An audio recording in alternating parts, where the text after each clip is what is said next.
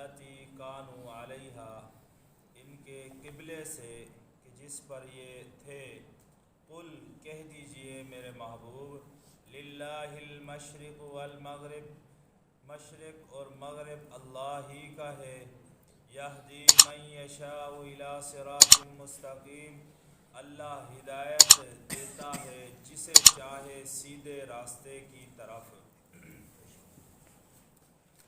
میرے دوستو، آج کے درس سے الحمدللہ دوسرا سپارہ شروع ہو رہا ہے۔ پہلے سپارے کے اندر اکثریت یہود و نصارہ کی گفتگو ہوئی ہے۔ اب اس میں بھی ایک جہت قبلے کی طرف منہ کر کے نماز پڑھنا، اس کے احکام بیان ہوں گے۔ 1.5-2 صفحوں میں تقریباً اسی کا ہی بیان ہے۔ تو سب سے پہلے اللہ نے جس لفظ سے ان کو پکارا، کن کو؟ جنہوں نے اعتراض کیا، کہ اسے اللہ نے کیا کہا؟ سفہا، بے وقوف۔ اب بعض قول کے مطابق آتا ہے کہ بے وقوف سے مراد مشرکین ہے، بعض قول میں آتا ہے کہ یہودی ہیں، اور بعض اقوال کے اندر آتا ہے کہ منافقین ہیں۔ تو تینوں ٹولے برابر ہی ہیں، جو بھی اس سے مراد لیا جائے۔ وہ اس طرح کہ آپ صلی اللہ علیہ وسلم نے مدینہ منورہ میں جب ہجرت کر کے گئے تو تقریباً 16-17 مہینوں تک بیت المقدس کی طرف منہ کر کے نماز پڑھی۔ اور ویسے بھی آپ صلی اللہ علیہ وسلم بیت المقدس کی طرف ایسے طریقے سے نماز پڑھتے تھے کہ بیت اللہ بھی آپ کے سامنے ہوتا تھا اور بیت المقدس بھی آپ کے سامنے ہوتا تھا۔ اور دلی حسرت یہ تھی، آگے آیات کے اندر بھی آ جائے گا، کہ ہمارا قبلہ کون سا ہو؟ بیت اللہ، کیونکہ آپ کے جد امجد حضرت ابراہیم علیہ السلام نے ان کی تعمیر فرمائی تھی، اور ان کا قبلہ بھی کیا تھا؟ بیت اللہ ہی تھا۔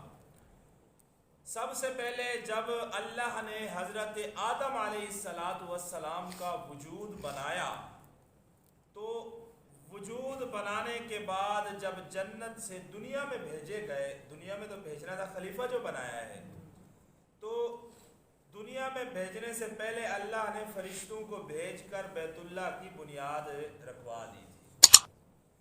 حضرت آدم علیہ السلام نے بیت اللہ کی تعمیر فرمائی، اور حضرت آدم سے لے کے حضرت نوح علیہ السلام تک یہ قبلہ بیت اللہ ہی رہا ہے۔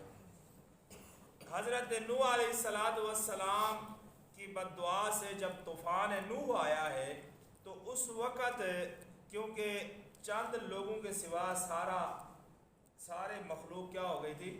ختم ہو گئی تھی، تو بیت اللہ بھی منہدم ہو گیا۔ پھر نوح علیہ السلام سے لے کے حضرت ابراہیم علیہ السلام تک، حضرت ابراہیم علیہ السلام نے آ کے پھر بیت اللہ کی تعمیر کی، اور بیت اللہ کی تعمیر کا اللہ نے حکم دیا، اور اس کی تعمیر ہوئی، اور پھر حکم ہوا حضرت ابراہیم علیہ السلام کو بیت اللہ کی طرف منہ کر کے نماز پڑھنے کا۔ تو پھر آپ صلی اللہ علیہ وسلم کی بھی یہی چاہت تھی، کیونکہ بنی اسرائیلیوں کا قبلہ اللہ نے بدلی کیا تھا بیت المقدس کی طرف، بیت المقدس کی طرف منہ کر کے نماز پڑھتے تھے۔ تو آپ صلی اللہ علیہ وسلم کی چاہت یہی تھی کہ بیت اللہ کی طرف منہ کر کے ہم نماز پڑھیں۔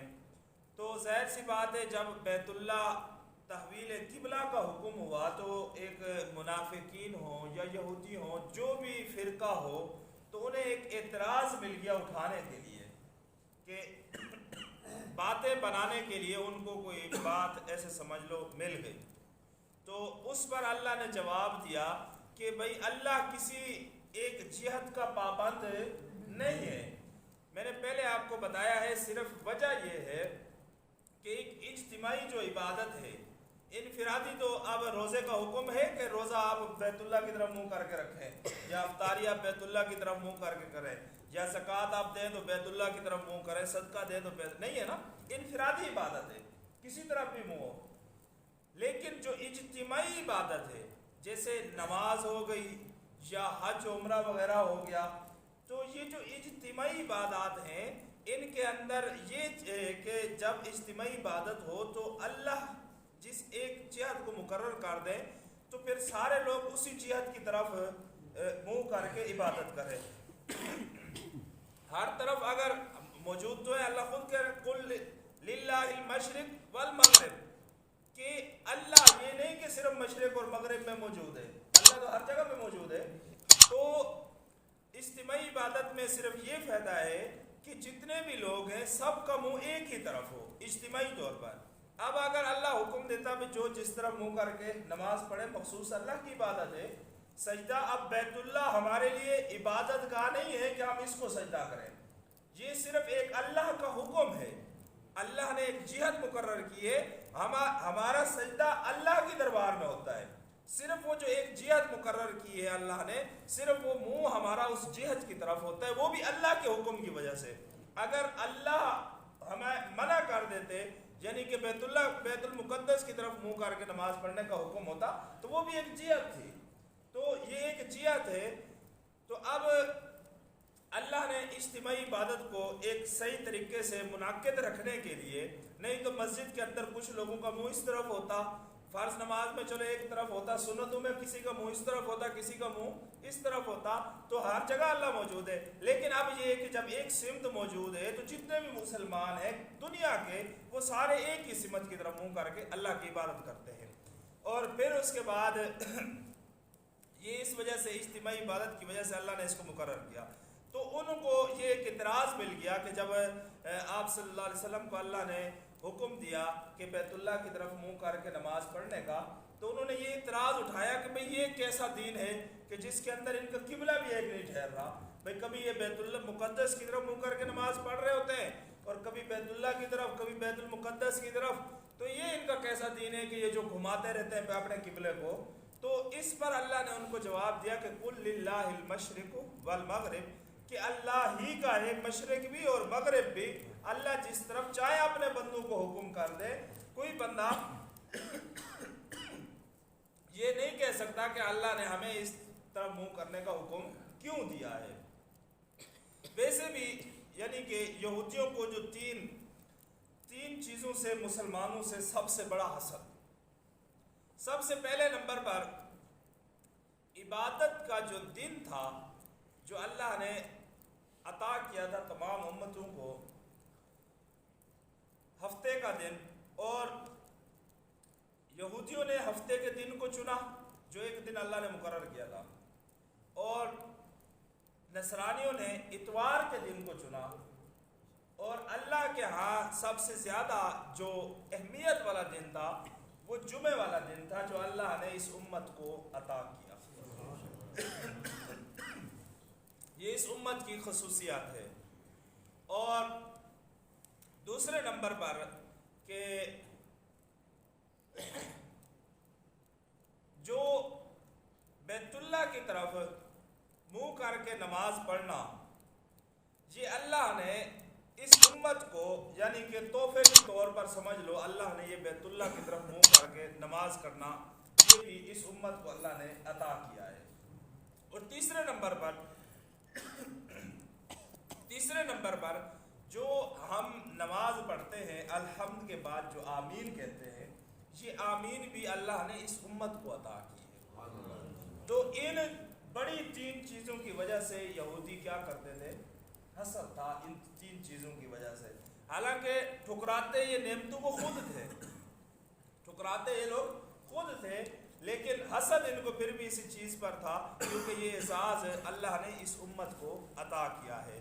تو اس وجہ سے قبلے کا حکم آگے آئے گا، جہاں پر اللہ نے یعنی کہ سب سے پہلے ان کو مخاطب کر کے لفظ بیوقوف سے مخاطب کیا کہ سیقول السفہاء من الناس ما ولاھم، کہ اب یا تو اب یہ کون لوگ کہیں گے؟ بے وقوف لوگ کہیں گے تو یعنی معلوم ہوا عقل مند شخص اس طرح نہیں کہہ سکتا. بیوقوف لوگ یہ کہیں گے ما واللہم عن قبلتہم التی کانوا علیہا کہ کس چیز نے ان کو پھیر دیا ان کے قبلے سے علیہا جس پر یہ لوگ تھے. تو اللہ نے جواب دیا قل للہ المشرق والمغرب اللہ ہی کا ہے مشرق اور مغرب یہدی من یشاء الی صراط مستقیم. تو اللہ نے یہاں پر بھی آگاہ کر دیا کہ یہدی من یشاء جسے چاہے اللہ ہدایت دے. اگر اللہ جس کو ہدایت دینا نہ چاہے تو اس انسان کی یہ ہمت ہی نہیں کہ وہ اللہ سے ہدایت لے لے. یہدی من یشاء جسے اللہ چاہے ہدایت دیتے ہیں الی صراط مستقیم. کس چیز کی؟ صراط مستقیم سیدھے راستے کی جو سورۃ الفاتحہ کے اندر آیا ہے. صراط مستقیم کی جو ہدایت ہے اور اسی کا یہ یعنی کہ تفسیر چل رہی ہے پورا قرآن مجید. تو اللہ نے فرمایا جسے میں چاہوں اسے ہی صراط مستقیم کی ہدایت دیتا ہوں.